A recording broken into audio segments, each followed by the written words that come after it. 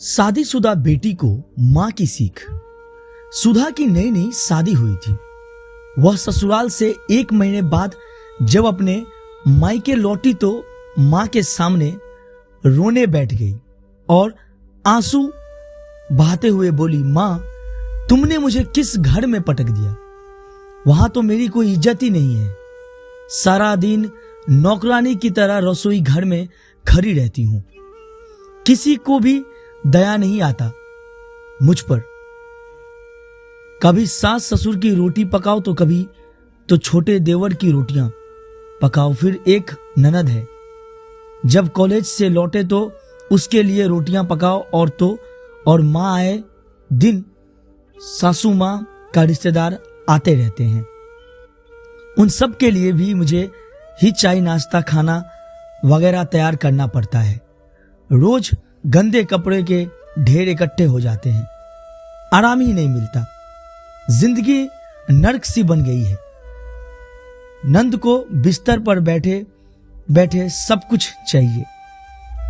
जानती हो, बीते दिन मुझे अपने पति पर गुस्सा तक आया जब उन्होंने महीनों की पूरी तनख्वाह सासू मां के हाथ में रख दी और मुझसे कहा, तुम्हें जो कुछ भी चाहिए एक पर्ची पर लिख दो, मैं शाम को ड्यूटी से छुट्टी होने पर लेते आऊंगा। सुझाव की बातें को ध्यान से सुनकर मां ने थोड़ा सोचकर कहा, तो तुम क्या चाहती हो? मुझे उन सबके साथ नहीं रहना। बस मैं और मेरे पति हम दोनों अलग अपनी गृहस्थी बसा ले। कुछ ऐसा उपाय बताओ।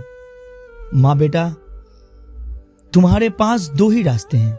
एक तो तुम वही करो और उन सब की सेवा करो, क्योंकि वह परिवार भी अब तुम्हारा ही है। और अगर तुम चाहते हो कि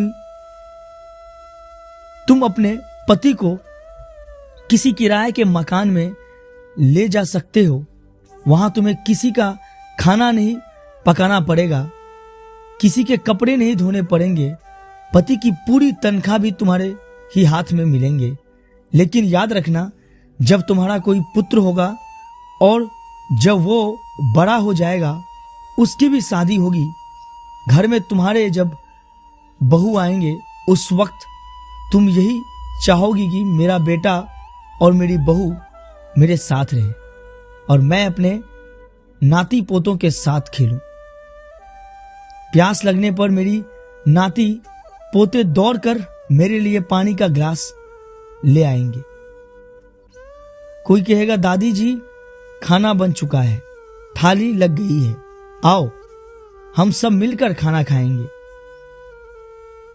मां ने आगे बोलकर जारी रखा, जिन कामों को तुम दुख बता रही हो और एक एक करके गिना रही हो, दरअसल यह जीवन के महत्वपूर्ण क्षण है। एक सफल गृहिणी अपने हर एक कार्य को सरल बनाकर झटपट निपट देती है। उसका रोना नहीं रोती। दुनिया में जो लोग सफल हुए हैं, वो अपनी जिम्मेदारी से भागते नहीं, बल्कि अपनी जिम्मेदारियों को बखूबी निभा लेते हैं। और बेटा, तुम जिन्हें दुख समझ रही हो, वो दरअसल तुम्हारी सासू मां तुम्हें एक जिम्मेदार बनाना सिखा रही है। वो आने वाले समय के लिए और आने वाली अनेक परेशानियों से निपटने के लिए लड़ना सिखा रही है।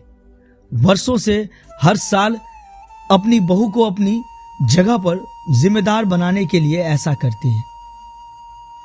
कल तुम भी अपनी बहू को जिम्मेदार बनाने उसे मजबूत बनाओगी।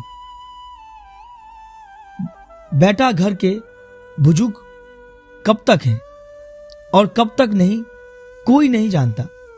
वह अपने आने वाले पीढ़ियों को मजबूत रिश्ते निभाते हुए देखना चाहते हैं। कल तुम भी अपने बच्चों को यही आशा करोगी। सुधार की आंखों से आंसू थे। सुधा ने उसी वक्त अपना बैग उठाया और बोली, बस मां, मैं समझ गई। आपकी बातों में अनमोल सीख है। मैं चलिए अपने ससुराल। शाम होने वाली है। सासू मां ने पैर में दर्द रहता है, उनको घुटनों के मालिश भी करनी है। सुधा इतना कहकर मुस्कुराती हुई ससुराल की ओर चलती। वहीं दूसरी ओर मां अपनी बेटी की समझदारी पर मुस्कुरा रही थी। आशा करता हूं कि आपको ये छोटी सी कहानी पसंद आई होगी। इस कहानी के बारे में आपकी क्या राय है, हमें कमेंट करके जरूर बताएं। कहानी अगर पसंद आई हो तो वीडियो को लाइक और सब्सक्राइब करना बिल्कुल ना भूलें। वीडियो देखने के लिए बहुत बहुत धन्यवाद।